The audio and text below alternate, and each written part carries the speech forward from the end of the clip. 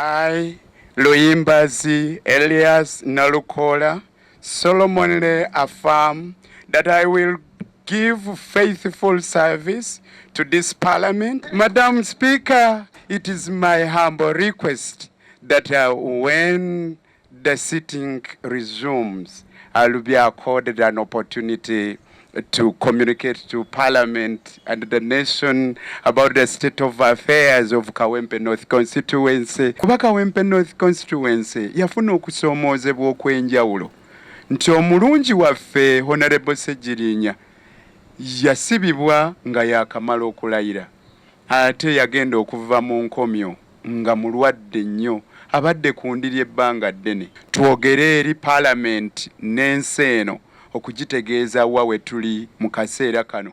Download the app on App Store or Google Play Store now.